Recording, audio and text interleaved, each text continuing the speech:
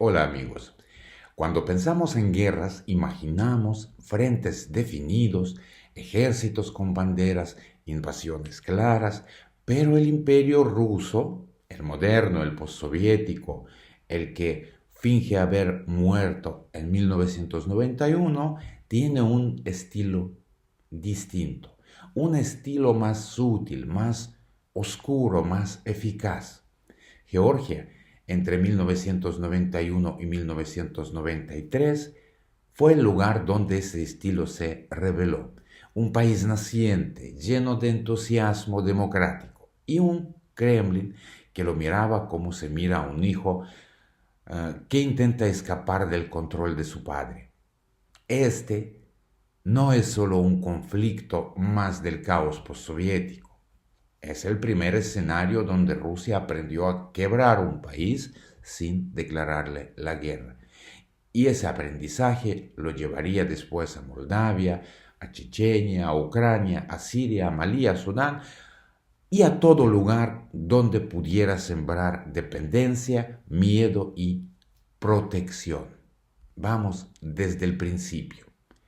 Georgia no es una invención soviética, es uno de los pueblos más antiguos del Cáucaso. Literatura medieval, reinos cristianos, monasterios colgados en acantilados.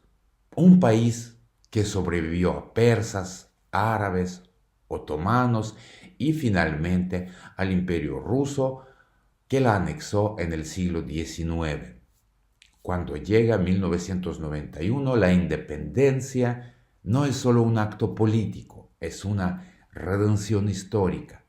Pero el Estado que nace es frágil, muy frágil. Economía devastada, escasez crónica, redes criminales, milicias locales, tensiones entre minorías y un liderazgo que pasa del entusiasmo al caos en cuestión de meses. Al frente está Sviat Gamsajurdia, intelectual brillante, disidente soviético, símbolo moral de la nación, pero también un hombre con rasgos autoritarios, rodeado de nacionalistas radicales y profundamente odiado por parte del ejército y de las élites.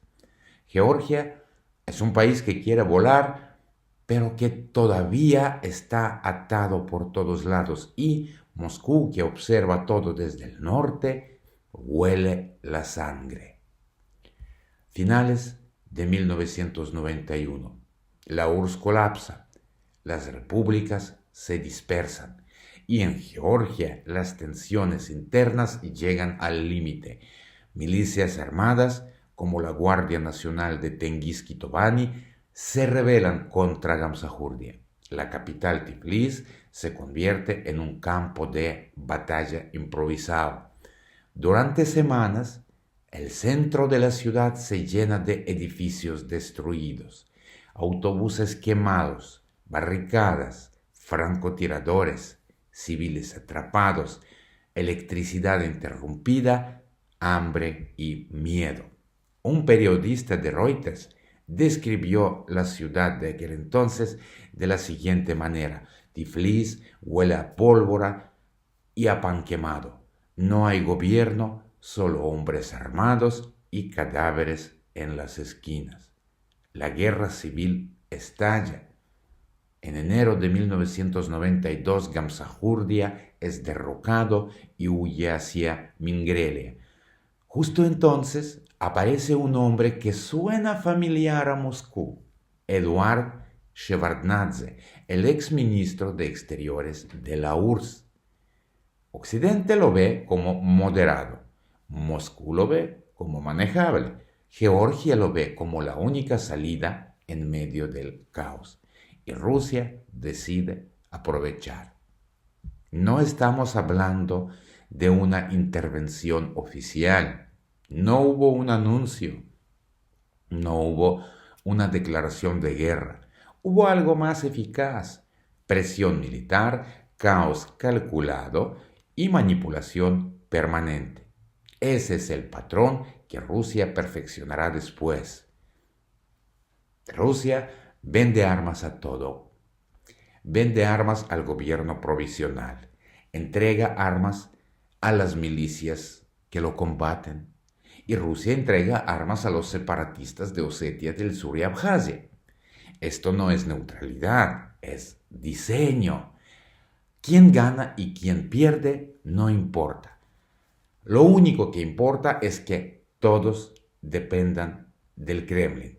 Un coronel ruso, entrevistado años después por Novaya Gazeta, dijo: nuestra misión no era detener la guerra, era asegurarnos de que nadie ganara. Eso es el imperialismo moderno. Rusia envía tropas como fuerzas de paz, pero no son pacificadores, son soldados sin insignia clara, sin mandato real, sin neutralidad. Son un ejército que controla carreteras, bloquea o permite el paso, favorece a uno un día y al otro al día siguiente. Un testigo de Human Rights Watch lo dijo así: los soldados rusos no vigilaban la paz, vigilaban los intereses de Rusia. No podría estar más claro. Osetia del Sur y Abjasia se levantan contra el gobierno central, pero no lo hacen solos. Rusia les da armas, entrenamiento, logística, combatientes voluntarios, supervisión política y, finalmente, protección total. El objetivo no es liberar a nadie ni defender minorías. El objetivo es mucho más simple: tener territorios que impidan a Georgia ser un estado funcional. Rusia no necesita ocupar Georgia, solo necesita romperla. Rusia inventa una arma diplomática. Aquí pasa algo decisivo. Rusia descubre que un conflicto inconcluso vale más que una victoria. Un conflicto congelado permite bloquear el ingreso del país a la OTAN, impedir acuerdos con Occidente, mantener la economía dependiente, justificar presencia militar indefinida, controlar la política interna, crear líderes locales subordinados y humillar simbólicamente al Estado central. Georgia es el laboratorio. Transnistria será el siguiente. Después Osetia, Abjasia, Donbass. En 1992-93 nace la receta imperial rusa del siglo XXI. Esto no es geopolítica abstracta, eso lo vivió gente real. Un médico georgiano entrevistado por New York Times en 93 decía: tenemos 3 frentes abiertos. El gobierno lucha contra milicias, las milicias entre sí y todos contra los separatistas. Pero el que manda es Rusia. Rusia decide quién respira mañana. O una mujer abjasia de Sujumi, entrevistada por la Cruz Roja, dice: decían que los rusos venían a protegernos, pero traían armas, no medicinas, traían soldados, no paz.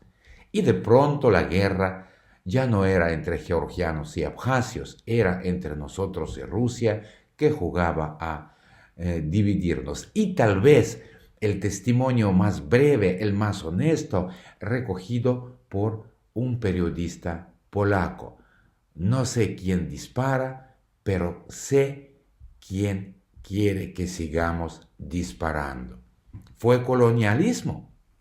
La respuesta honesta es no, en el sentido viejo, y sí en el esencial. No hubo virreinato, no hubo anexión, no hubo colonia clásico, pero sí hubo dominación económica, sí hubo manipulación política, tutela militar, explotación estratégica, imposición de dependencia, obviamente destrucción de soberanía, uso del territorio como zona tampón y control indirecto mediante caos. Si eso no es colonialismo en forma clásica, es neocolonialismo puro y peor, colonialismo sin responsabilidad, donde Rusia puede decir: nosotros no empezamos la guerra, solo ayudamos. Ayudaron a que nunca terminara. ¿Qué ganó Rusia en Georgia? Mucho, demasiado. Ganó un gobierno debilitado que necesitaba a Moscú, dos territorios separatistas convertidos en protectorados rusos, una excusa para mantener tropas indefinidamente, una economía orientada hacia el norte, un país demasiado inestable para unirse a cualquier bloque, un mensaje claro a todo Cáucaso: quien se aleje de Rusia será destruido. Georgia fue la advertencia modelo, la plantilla de todo lo que vendrá después. Nagorno-Karabaj fue un conflicto étnico que Rusia supo manipular, pero Georgia fue lo que reveló la nueva estrategia del Kremlin. No necesitas conquistar un país, solo necesitas que no pueda levantarse. Y con ese principio Rusia construyó la arquitectura de su poder moderno. Georgia fue la primera grieta del mapa postsoviético y esa grieta nunca se cerró. En el próximo episodio analizaremos Transnistria del año 1992, el primer experimento exitoso de Rusia en crear una república fantasma, un estado zombie sostenido por el ejército ruso, un territorio congelado que existe solo para impedir que Moldavia tenga un futuro europeo.